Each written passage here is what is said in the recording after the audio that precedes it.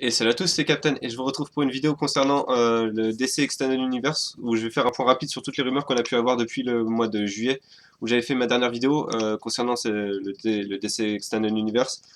C'était une vidéo où, en fait, qui survenait après un jour où il y avait une dizaine de rumeurs, enfin d'infos qui avaient été confirmées pour les films DC. Donc là, voilà, je voulais vous faire un point rapide de toutes les rumeurs qu'on a eu depuis, de toutes les infos qu'on a eu depuis. Il y en a eu pas mal. Donc je voulais faire un petit point. C'est possible également que tout ce que je vais dire dans cette vidéo soit confirmé ou comment dire, ou j'allais dire désinformé. C'est pas le mot, mais ou s'avère complètement faux dans les futurs jours, enfin dans les prochains jours, parce que c'est vraiment un univers qui est en train de s'expandre. On a presque même l'impression que ça s'expand à une telle vitesse qu'ils ont un peu du mal à contrôler toutes les infos. Donc je vais rapidement, essayer rapidement de parler d'un peu tout ça. Donc je vais commencer par le personnage peut-être principal de ce DC Extended Universe, parce que certes, cet univers a débuté avec Man of Steel, mais c'est avec l'introduction de Batman que vraiment il va débuter. Donc il est probable qu'on ait le droit à une trilogie Batman après Batman v Superman, c'est-à-dire que apparemment Batman v Superman a été montré au directeur de Warner Bros et ils ont tellement été convaincus par la prestation de Ben Affleck qu'ils ont voulu qu'il lui offre désormais une trilogie qu'il a le droit enfin, qu'il peut réaliser comme il le souhaite et qu'il l'écrirait actuellement avec entre donc l'écriture Ben Affleck et Geoff Jones qui est le scénariste principal on va dire de DC. En tout cas le chef scénariste de DC, peut-être pas le principal mais le chef scénariste de DC qui n'a pas fait malheureusement beaucoup d'œuvres sur Batman, c'est-à-dire que je crois que sa seule œuvre c'est Batman Earth One Year Zero ou l'inverse, c'est dans les chiffres 0 ou 01, bref. Euh, Normalement en fait il s'occupe davantage de persos qui ont des pouvoirs surhumains et qui sont un peu plus discrets vis-à-vis du public, notamment Flash, il a fait Flash Rebirth, Green Lantern Rebirth et le reboot d'Aquaman en 2011. Donc voilà, voir ce que ça va donner. J'aurais préféré quand même en tant que scénariste pour un film Batman, j'aurais préféré quelqu'un comme Paul Dini ou Scott Snyder, qui est actuellement celui qui s'occupe de Batman depuis 2011 et qui fait vraiment des arcs assez extra. Et j'aurais aimé voir ce qu'il peut faire sur un film, mais bon, on va quand même laisser sa chance à ce duo Ben Affleck-Geoff Jones qui est vraiment assez inédit, voire même totalement inédit. Et donc voir ce que ça peut donner. Déjà voir ce que peut donner Ben Affleck, je crois que c'est lui qui scénarise. J'ai un gros doute là. En fait, c'est peut-être celui qui scénarise Batman v Superman, qui est son pote et avec qui il a eu un Oscar sur Fargo, je crois, ou Argo, je sais plus. Enfin bref, un des deux écrit avec Geoff Jones. Donc voilà, on va voir ce que ça va donner si cette trilogie est vraie, parce que ça coïnciderait avec des rumeurs comme quoi Warner Bros aimerait qu'il y ait plus de Batman que de Superman dans Batman v Superman parce qu'il préférait la version de Ben Affleck. Ou alors, peut-être qu'ils se rendent compte tout simplement que Batman est plus facile à marketer que Superman désormais. Deuxième rumeur, enfin deuxième info qui est cette fois confirmée, c'est que Wonder Woman va avoir 9 chapitres dans les comics qui sortiront le 9 janvier, je crois, qui raconteront, enfin qui seront une préquelle à son arrivée dans le DC Extended Universe. Donc ça va partir de Themyscira jusqu'à sa rencontre ou son départ pour le monde des hommes. Donc à voir ce que ce comics va donner. Le truc c'est que cette info semble un peu clasher avec les rumeurs comme quoi qu'on a eu concernant le film Wonder Man qui sortira en 2017 et qui va pas tarder à se tourner. Oui, c'est bien 2000. Oui, c'est ça, oui, 2017. Comme quoi donc ce film se déroulerait pendant la Première Guerre mondiale et aurait Sean Bean et Eva Green comme méchants. Sean Bean dans le rôle de Hades, je crois. Hades ou Ares, je crois que c'est Hades. Et Eva Green dans un rôle, je sais plus de qui, mais de méchante également. Donc du coup, là où ça pose problème, c'est que si ce comics raconte comment Wonder Woman est passé de Themyscira au monde des hommes, c'est que forcément on va passer, à mon avis, du temps sur cette Première Guerre mondiale, à moins qu'il fasse exprès de sauter ce chapitre dans les comics, mais du coup, enfin, ça bloquerait les deux comics, c'est-à-dire que ça bloquerait les deux issues, c'est-à-dire que le film pourrait pas parler librement de ce qui se passe après l'histoire du film, justement, parce que ça serait raconté dans le comics et du coup ça les bloque. Et les comics pourraient pas non plus raconter ce qui s'est passé pendant la Première Guerre mondiale parce que ça sera raconté dans le film. Donc tout ça pour dire qu'à mon avis, ce comics préquel tue un peu dans l'œuf toutes ces rumeurs comme quoi le film Wonder Woman se déroulerait pendant la Première Guerre mondiale. Et à mon avis, donc le film Wonder Woman se déroulera pendant l'ère moderne ou juste avant, mais ça sera pas une grosse préquelle comme on a pu l'entendre parler. Et je pense que ça pourrait être mieux parce qu'un film préquel, alors que Justice League sera sorti avant, enfin sortira même non, 3 mois plus tard, mais voilà, ça me choquerait un peu. Et je pense pas que ce soit nécessaire de faire une préquelle sur Wonder Woman. Certes, c'est pas un personnage que le grand public connaît, mais j'allais dire, est-ce que Hulk, par exemple, a besoin de beaucoup de backstory, c'est-à-dire que Wonder Woman, son histoire, elle peut être racontée, je sais pas, via une discussion entre elle et Bruce, où Bruce lui dit, bon, en fait, qu'est-ce que t'es réellement? Et elle lui dit, elle lui raconterait, voilà, ça, enfin, c'est pas impossible de mettre ça en scène, à mon avis. Mais après, ça, c'est que mon avis, donc je pense qu'un film préquel sur Wonder Man n'est pas nécessaire, et que le comics pourra s'en charger. Troisième info qui est plus ou moins confirmée parce que c'est l'acteur Ezra Miller qui jouera donc Barry Allen. C'est confirmé que ça sera Barry Allen dans le film Flash. A confirmé que son costume sera différent de la série télé, même s'il a dit qu'il était fan de la série télé, etc. Bon, il peut toujours dire ça. Il a confirmé que son costume serait différent et ça serait un costume limite post-apocalyptique. J'attends de voir pourquoi ça pourrait être un costume post-apocalyptique. Est-ce qu'il va vraiment se passer des choses assez destructrices dans Batman v Superman, ce qui est pas impossible. Euh, je crois que c'est le scénariste oui, je crois que c'est le scénariste du film Flash qui a précisé que s'il pouvait pas, même s'il ne confirmait pas que le costume serait post-apocalyptique, il pouvait confirmer que sur le costume de The Flash, il y aurait beaucoup de technologies impliquées. Donc je sais pas si vous avez vu, si vous avez joué à Injustice notamment sur PS4 parce qu'il y avait tous les costumes disponibles. Il y a un costume de The Flash qui s'appelle, je sais plus son nom, où en fait il y a Flash qui a une espèce de masque à gaz qui lui prend toute la bouche et qui remonte un peu comme ça. Je me dis que ce costume pourrait vraiment être, enfin ça pourrait être l'ébauche du costume qu'on pourrait avoir dans le film. Donc voilà, on va attendre de voir les premiers screenshots enfin oui, les premiers screens de ce costume qui à mon avis apparaîtra dès Batman v Superman, parce que le Flash est plus ou moins confirmé comme faisant une apparence dans ce film. On va maintenant passer aux rumeurs qui sont pas encore confirmées par Warner Bros et qui sont pas non plus totalement fausses parce que elles ont pas été, comment dire, euh, démenties, voilà, démenties par Warner Bros. La plus importante serait le Justice League Dark, qui a été un projet à la base mené par Guillermo del Toro, qui voulait le produire et le réaliser. Il avait abandonné le projet, je crois, en printemps parce qu'il annonçait qu'il avait d'autres projets et que voilà, dans les grandes pontes, ne voulaient pas se mettre d'accord sur le projet sur son projet et que du coup, il y avait trop de lenteur, donc il décidait de passer à d'autres projets et qu'il a abandonné donc celui-là.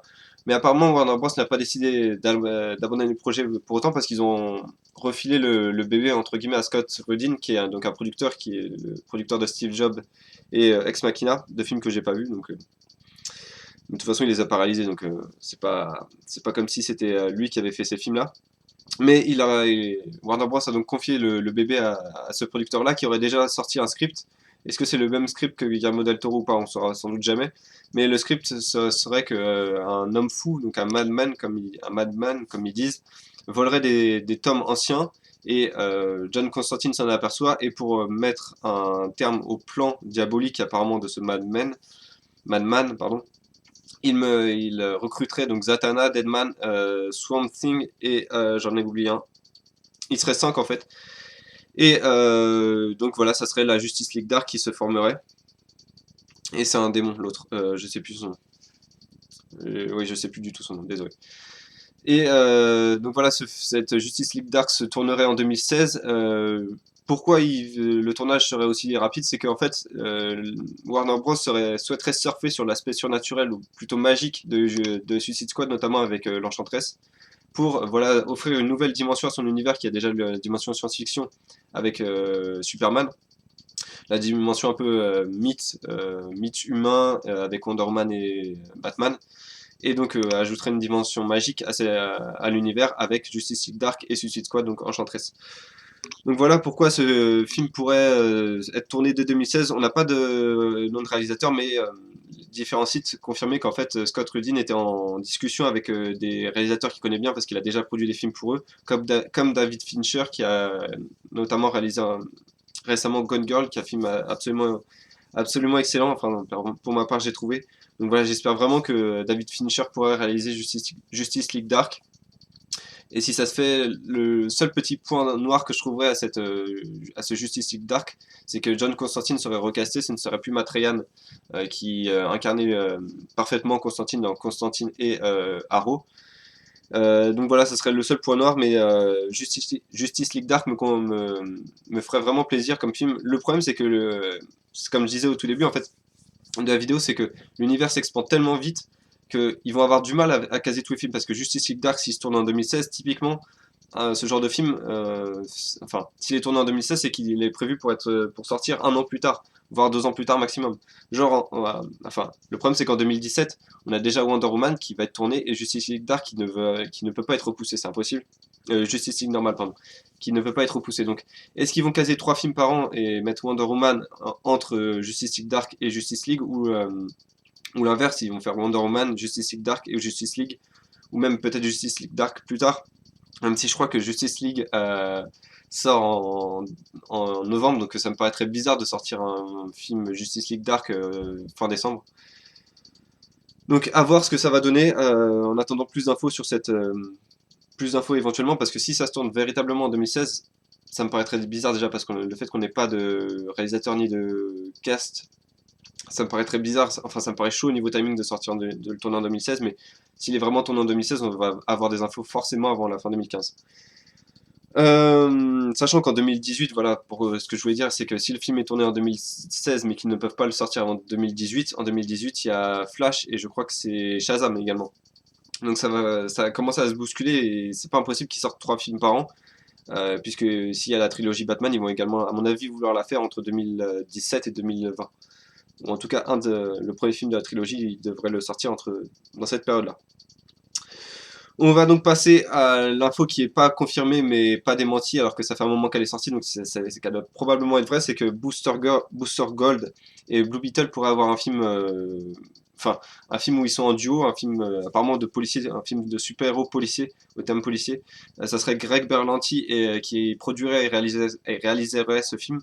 Si vous suivez les séries d'essais, vous connaissez peut-être Greg Berlanti, mais de façon indirecte, c'est-à-dire que c'est lui qui produit et scénarise quelques épisodes de Arrow, Flash et Supergirl. Donc il connaît les films d'essai, il connaît l'univers d'essai, il connaît également les exécutifs de Warner Bros. Donc ce film sortirait pas avant 2020, enfin après 2020, ça serait les films qui sont pas encore annoncés, l'après 2020, c'est-à-dire l'après phase 1 entre guillemets de ce DC Extended Universe. Euh, voilà, ça n'a pas été démenti par Warner Bros. Alors que la rumeur est sortie, je crois, mi-septembre. Elle me paraît, enfin, et apparaît également logique parce que Blue Beetle voulait, enfin, les scénaristes de Arrow voulaient utiliser le personnage de Blue Beetle, donc je sais plus son nom, mais Cord, je crois, ou Ford Industry, Cord Industry, je sais plus.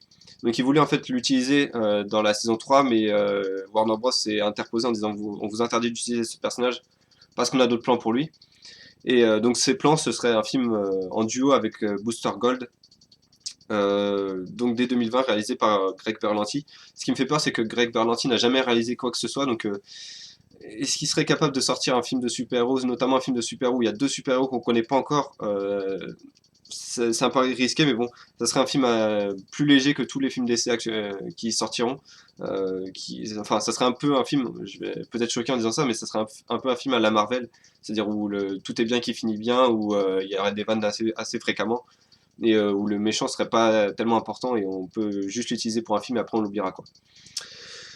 Donc voilà, pour moi cette info me paraît plus que logique, plus que d'ailleurs oui, le scénario il serait écrit également par Greg Berlanti et l'auteur, enfin le scénariste de The Incredible Hulk et X-Men 3. Ce qui n'est pas forcément un très bon choix, mais bon, on sait jamais ce que ça peut donner avec Greg Berlanti, qui est pas non plus un mauvais scénariste, sans en être un exceptionnel. Donc voilà, avoir la confirmation, parce que ça, encore une fois, si ça sort pour 2021, là, faut pas attendre de confirmation avant un long moment. Déjà, le casting et tout, ça sera peut-être pour 2017-2018, mais pas plus tôt. Donc voilà, avoir ce genre d'infos si elle se confirme ou pas. Enfin, dernière info, mais là, il faut vraiment la prendre avec d'énormes pincettes et j'y crois absolument pas pour tout vous dire. C'est que une rumeur est sortie quand j'enregistre cette vidéo hier, comme quoi Warner Bros serait en train de prévoir un film basé sur les Teen Titans et également un film sur les Birds of Prey. Donc ce sont deux groupes. Birds of Prey, ce sont un groupe de super-héros entièrement féminins. Et Teen Titans, comme son nom l'indique, c'est un groupe de super-héros adolescents, notamment normalement composé de Cyborg, Robin, Starfire. Kid Flash peut également faire une apparition dedans. Euh, Pourquoi j'y crois pas? Parce qu'il y a déjà un film, enfin une série théoriquement Teen Titans qui est en production chez TNT, une chaîne américaine. Certes, ça fait un moment qu'on n'a pas entendu parler de cette série, mais les dernières infos après, enfin début septembre, confirmaient que la série était bien en discussion et qu'ils étaient en train d'écrire un script pour un pilote.